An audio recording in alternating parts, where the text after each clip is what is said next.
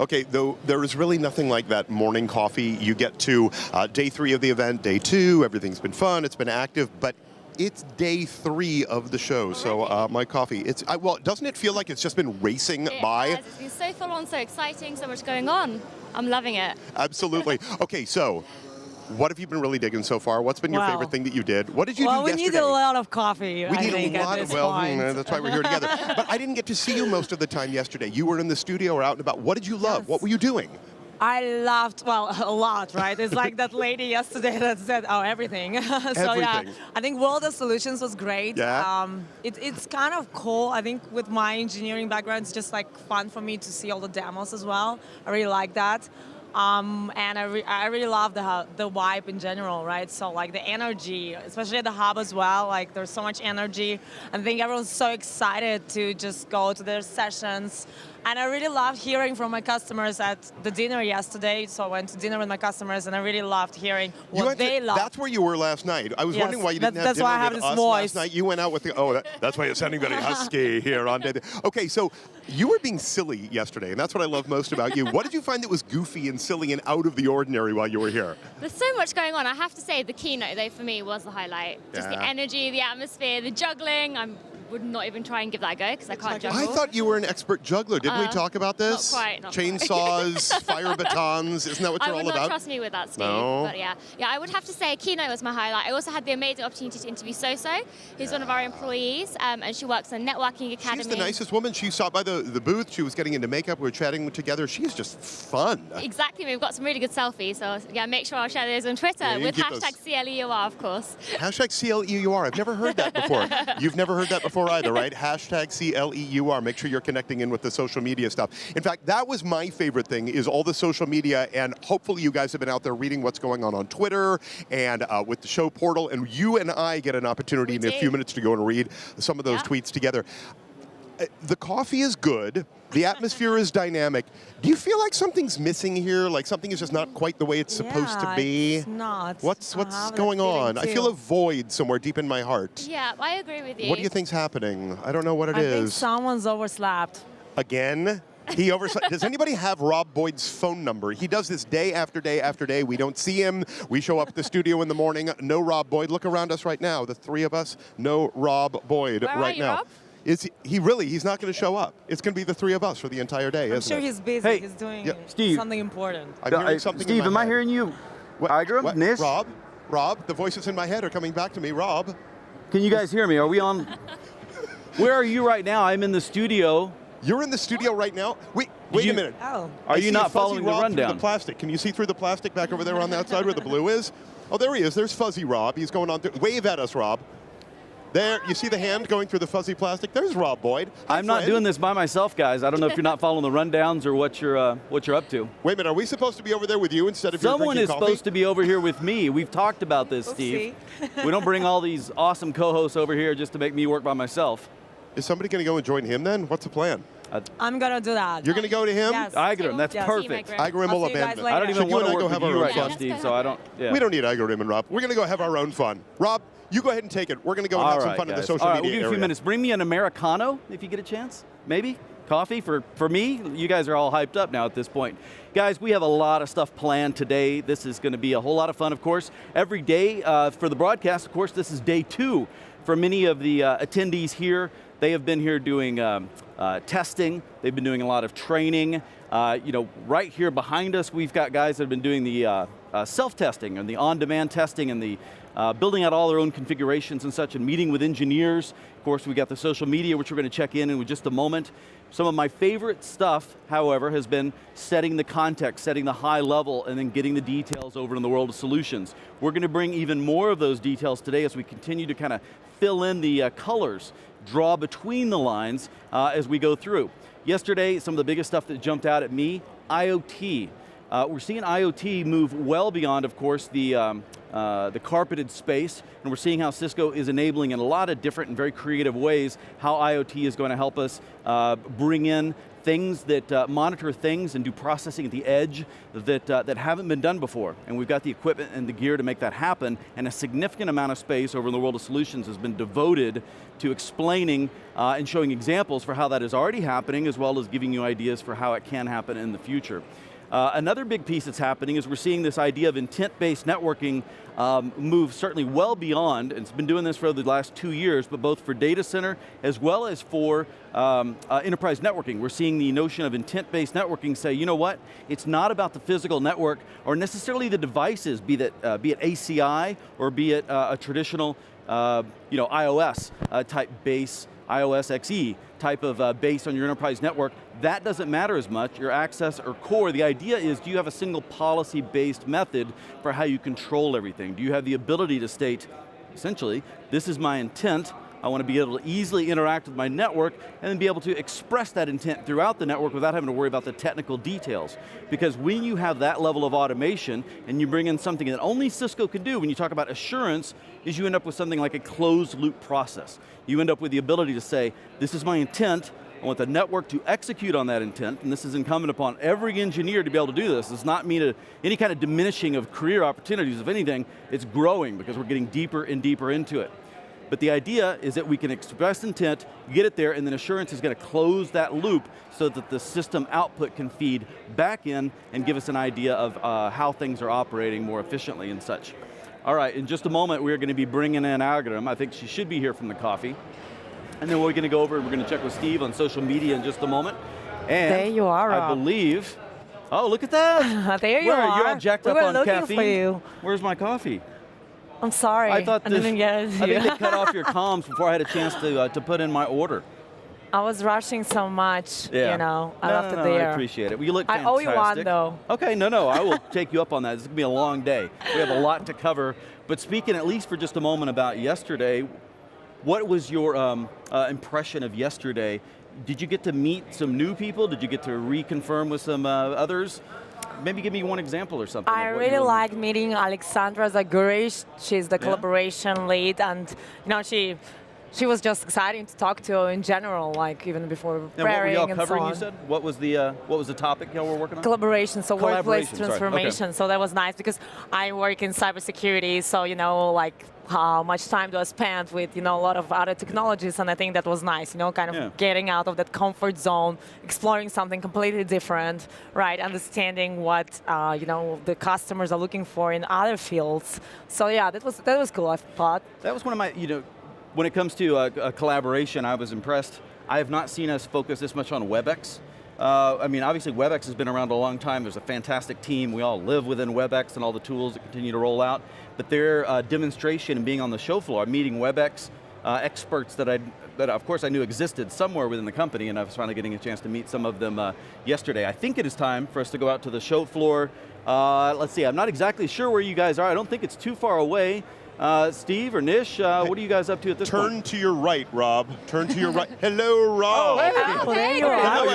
You did make it back into the studio. This shows you how close everything is when you're down here at the show, when you actually show up at Cisco Live. This shows you all you have to do is step across the way. You get an entirely different experience. Exactly. Yeah, so we're here in the social media hub, which is the area where you can see where everyone is hashtagging and getting involved with social media. We've even got the tweets printing on the floor, so we have a collage of all the sentiment. You can take a look down there. You can see what's going on. All the tweets printed out over here on the floor, all the way around. Isn't that cool? That is super cool. So for example, let's have a look at the tweet wall over here. So if we can just pan the camera over. You can see in a second that you have the leaderboard. So you have lots of different people. We like a little bit of friendly competition here at Cisco Live as well. So you can see some of the top tweeters as well. Some of the key themes that are coming out in the tweets are around the innovation showcase sessions. See if you can bring the camera this way, Steve. I'm going to read a couple of these. Dark Avenger over here. Nice take on Led Zeppelin's Kashmir at the #Cleur keynote today. Look at that, #CLEUR. Remember it. What is it here? The legs might need a rest, but the brain's still wanting more. Oh, that is maybe my favorite thing I've heard in a long time. I'll do one more. Checking out some cool VR stuff on the at Cisco Live Europe show floor. Oh, hey, wait a minute, there's me. I have to do one more. I got told last one. At Steve Moulter. Look at that. It was great. Day one Barcelona with the greatest minds and hearts on the planet. Party time people. Yep, that was me. I got printed on the show floor. I love that. That's fabulous. Nish, what else you got up here?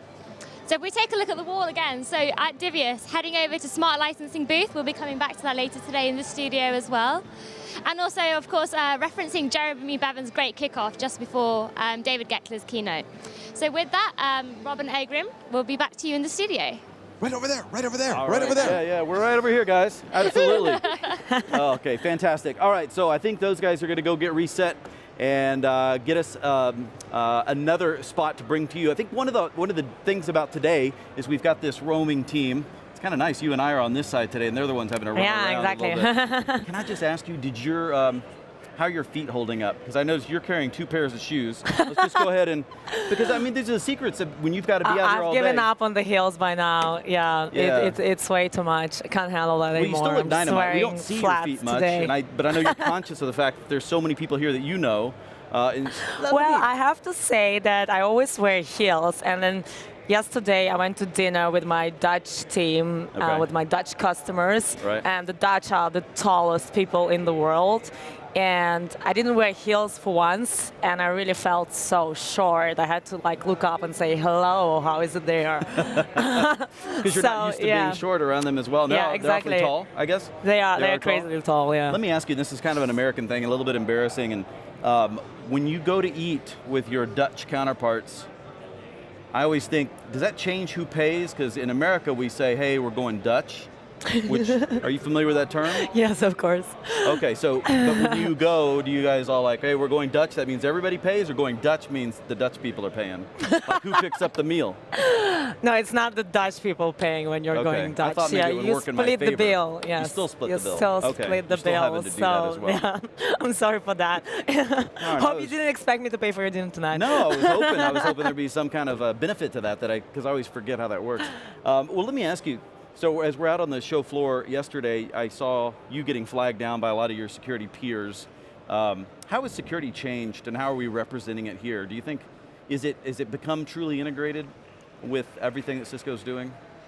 I would say yes. I would definitely say yes, because I think we've been integrating the portfolio for a long time, right? So we had all those functional integrations, if we find some problem with one device, let's say with network behavior analytics or with firewall, then we signal to the network access control so we can actually take those endpoints off the network. We did a lot of those kind of integrations for quite some time now, but I think what's truly breakthrough, that's what we heard from Jeff Reed yesterday, is Cisco Threat Response, right?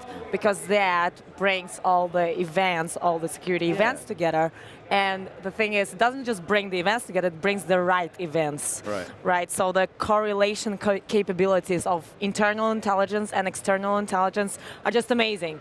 And that is really the true integration of the portfolio, I would say. And that's really the next big thing, right, for us. And I think a lot of my customers are extremely excited about that. Are we past the days, and I would assume we're not completely past, because I would assume it's always going to be some degree, but the notion of having to deal with false positives and being afraid to let the system respond to threats in an automated way, to do something as simple as shut connections or to change access rights or things like this. Are we to a point now where we have such good data coming in and we are able to filter it correctly that we are able to trust our systems a bit more to do things on our behalf? Are we getting to that point? Well, I would say it depends on how risk averse the customer is, right? Okay. Yeah. Because it depends on the customer, right? If you take an environment like university where you have 10,000 students, and you probably don't really care if you kick one of those students off the network, right? You'd rather err on the side of caution and maybe shut someone off the network just to be safe versus because business isn't necessarily stopping, you're just being an irritant. Indeed. But if you take a company like a trading company, right? So I have one of my customers that's a trading company. For them, availability is key. Right. So they are not going to take that risk to allow any system to take any endpoints off the network because it's too risky. It's too much money that they lose. So it's it's not really the technology, I would say. It's more the business, right? So the business decides what risk they take, and the technology is there to support it. And we've got a lot of great technology, and you can do a lot of capabilities, but it's up to the business, I would say. See, that really helps, because I've had trouble keeping up with security, which is always a favorite topic of mine for years, and then as we've been doing this show and such like this, I've been drawn into so many other technologies that I get behind.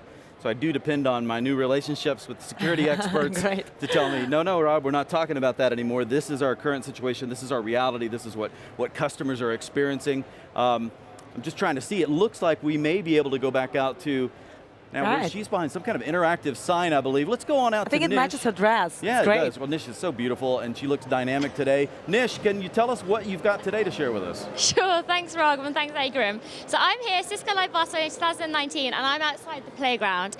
And this is a really fun part of Cisco Live. There's so much to do in here. So we've got things from swings through to skateboards. We've got the corporate social responsibility booth here as well. So that's where I was yesterday. And I was meeting some of the global problem solvers challenge winners. So there's a challenge here where you can come down to the playground and you can vote for which idea you think is best as part of the CSR challenge. And then those winners will get $20,000 that they can put towards their venture and helping to make the world a better place. So that's something that's super exciting. Maybe we'll just take a look and see what's going on around here. So let's go through to the playground. This show is not all about work, and it's not all about education. Sometimes it's just about fun, and that's what this whole area is all about. We're going to take a really quick walk through what we call the playground. It's this whole area behind us. It's right off the center of the concourse. Do me a favor, swing the camera over here. This is our data graffiti wall back up here, our data center graffiti wall. We got Curtis, we got Aaron back over in here, so if you take a look back up here on this side, we're going to put something really fun up here onto the wall. But you can come on by, pick up the spray can, get something really fun going down here. Oh, we're going to logo up first. Oh, see, this is fabulous. Good. We can put in our hashtag CLEUR, really whatever works best. So once you're here at the show, again, you got to get to the show. You can come over and play this way. Thank you, guys. We're going to swing over here. Follow me, follow me, follow me. Corporate social responsibility, CSR, is a huge part of the show and of the playground. Oh, here's my buddy Nish. Hello, dear friend. Steve. We're talking skateboards. What do you got going on over here? Yep, so we're here at the skateboard factory. You can take a look at what some of the attendees are up to. And I'm here with Kirsty as well, who's running this event. So hi, Kirsty, how are you? Hello, I'm fine, thank you. How are you guys? Yeah, good, thank you. So could you tell us a little bit around what is happening at the skateboard factory? So we've got 210 skateboards that are going to be decorated and built as well, we hope, by the end of Thursday. And then on Friday, we'll be delivering them to 3 different charities in Barcelona, where they'll be enjoyed by children, some who are disadvantaged, some who are just in clubs to strengthen their personal and social skills, and others that just want to have fun. And that's all thanks to you guys. That's great, and you can see there's so much creativity. So you can see that you said 210, right, Kirsty? Yeah, there's 210 in total. So on the backboard, we've got 150 that will slowly start to become a very artistic piece. And then we have an additional 60 boards as well that are going to be they're slightly more creative, so you can do a little bit more kind of colour on them ones. And we'll be delivering all of them on Friday. That sounds great. So really a way to get your creative juices flowing at Cisco Live. Let's go see what else is Should in the we go see some other stuff? We're going to put Steve and Kim and the crew through their paces. Come on, follow us, guys. So swings back over here. Like I said, it's about fun. If you come to a trade show, don't you want to hop into a swing and go swinging around? Oh, drones. Should we talk drones a little bit here, Nish? All right, so the cafes are here. This is the meeting village. People hanging out. They're just emailing, texting with each other, posting out using the hashtag. That's the one. What do we got over here? Jungle Gym stuff back over here on this side. So here's the drone game back up over here. Let's see if we can watch some of the drones flying. Steve, do you have a clear path in this way? All right. Very cool. So the people up here, they're doing the programming back on this side. We got loads of them back over here. Let's take a look over this gentleman's shoulder and we'll see what we have going on. So we can see they're trying to navigate the drones through the obstacle course, winning prizes. We got loads of assistants back over here to help them out. Nish, what else you got going on? What's next in the road? You want to take them up through the cloud area over here, Nish? Oh, no. Okay, with me. Stay with me. Come on this way. Imagine cafes back over here on this side. A lot of it is also giveaways. You don't realize until you get down to a show like this, how many games there are, opportunities to play. Get on in here with me, you're too far away. Opportunities to, oh, we're going to go back that way. So opportunities to sign up to play games, to interact with people, to connect, and there are award-winning and prize-winning opportunities. We saw it in social media, we're seeing it throughout the playground here as well. Oh, we're about to get run over by big carts. So what else? Do you want to take them up that way? Yeah, definitely. I just want to highlight the Guess the Flavor of the Jelly Bean. I think that's one of my favorite games ever. Take us over to it. Let's go take a look. So, taste buds to the test by guessing the flavor of the belly jeans, and you put the token in the flavor that you think is correct. So I'm going to give this a go. Oh, that's a really tough one. Maybe blueberry. Oh, and that is an option, so I'm going to go with blueberry. Did you try one? I did. What Let's did see. you get? Well, let's not do that one because I've done blueberry. Kind of horrible. All right, how about what's going on over here? This could be really dangerous, you realize. So you've got two options. What do you think? Popcorn or banana? Oh, that's really good. It's popcorn. There All we right, go. Let's vote. We're going to head back up this way. We can't hear what's back in the studio right now, so Rob and Igorim could be having great conversations with each other. We'd never know about it. Again, part of the show, part of being here at Cisco Live, the socializing aspect, we really can't overstate it. If you take a look around, people aren't just sitting on their laptops. They're not just finding opportunities to isolate, go back to their hotel rooms. When you're not in the middle of a session, when you're not in a learning or a certification area, there we go, we just got our comm back. I think I heard it, or something like that. Oh, great, terrific. That's the beauty of being here at the event in Barcelona, or in Melbourne, or in San Diego, or in Cancun, or wherever you're going to join us, is to be part of the social scene. So, come on back in here with me. We'll get one more beauty shot before we go. Make sure that you get down here to the show if you have never been to a Cisco Live before. The playground is just one of those goofy, fun areas where you can cut loose, just have a good time here at the event, right? Definitely, yeah. And I love the theme, Imagine. I think this is a great place to do that, really get the creative juices flowing. Fabulous. Rob, Igorim, we're going to toss it back up to you guys. We're going to keep having fun and playing down here. Bye. All right. Hey, thank you so much. I think you guys are, once again, I think you guys are getting all the fun stuff to do on the playground. I didn't know there was going to be food involved. So it started with the coffee, now it's with the food, and I have yet to have breakfast. So just note to our producers, we need to plan this differently. Just someone, whoever's taking notes on this stuff, we'll save that for the post-mortem, we'll go through that. Hey, I took a few notes because we've got some exciting sessions coming up in the Innovation Showcase. I'm going to cheat and look at this to make sure I don't mess anything up, because there's a lot of people here that are very important to my career at Cisco. But intent-based networking, with Sachin Gupta is one you're not going to want to miss. I believe that's one of the first ones coming up. And of course, we're going to bring it to you here through Cisco TV. If you've got commentary back, now you can't tell this, but again, the social media team is monitoring your tweets, hashtag CLEUR. But definitely give us your feedback about what you're liking, what you're not liking, and I bet you even Sachin Gupta himself is probably checking those things. Also coming up, and they've got a huge area here in the hub. If you're here physically, you need to go interact with them, but either way, they've also got an equal amount of awesome stuff online, and that's our DevNet community. DevNet is doing all kinds of stuff. It's all about learning, and you can tell that just by walking past their booth area, but they're going to be doing this session as well, and it's called, and they don't say who the speaker is, Using DevNet to Drive Innovation and Business Disruption. Also, I believe, if my notes are correct, Susie Wee is also going to be not only on stage there, and she's always a crowd favorite, she's going to be joining us in studio as well. We'll get to talk a little bit more in depth with her because we'll never run out of stuff to talk about with her. And then reimagining IT for a multi-cloud world. Two awesome people for this, Kastub Das, as well as Kip Compton. So two huge industry experts on those clouds. What are we doing with data center? Is center even the right word to use it when we talk about our data anymore? When it comes to cloud, those are all things we're going to be talking about. And then finally, and I'm going to actually, the last session, I'm going to ask Algorithm to cover a little bit. That last session we've got coming up, do you mind telling us what that is? So the last session is foresee the unpredictable and automate the unimaginable. Unmanageable and answer the unsolvable. Well, that sounds extremely interesting. I think for us, as we move into automation, right, there's so many challenges of our customers that we will be able to solve. So I would say that Alistair Wildman will be covering exactly that, right? How do we bring automation to our customers? Right, yeah, automation I think can be a scary topic because, well, first you're starting with what do I automate?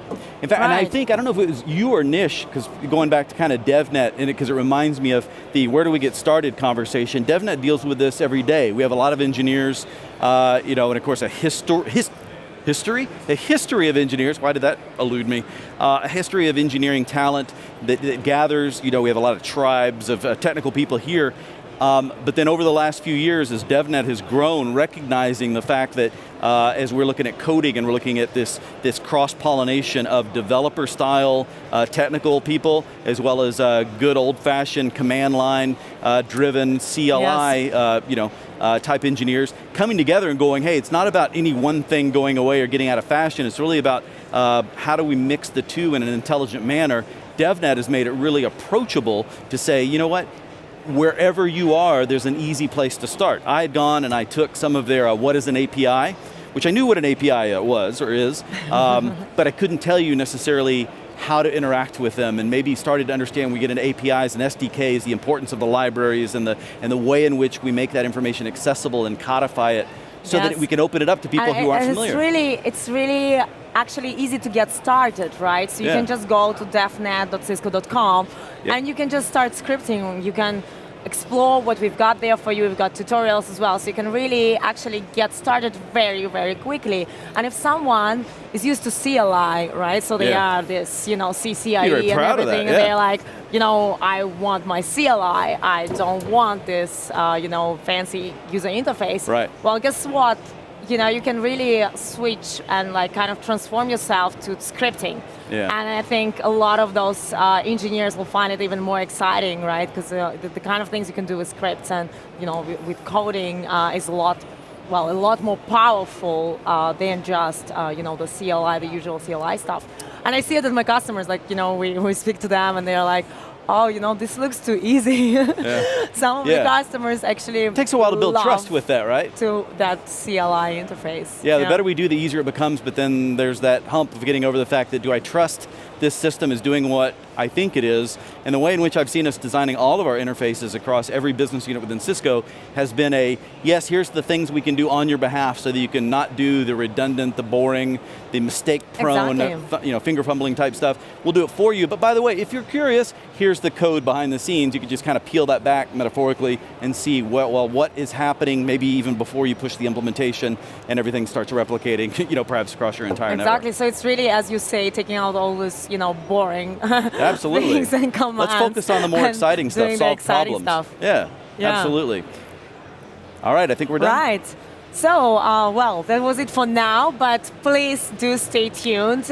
Use the social media, #CLEUR, and we will be right back. Thank you.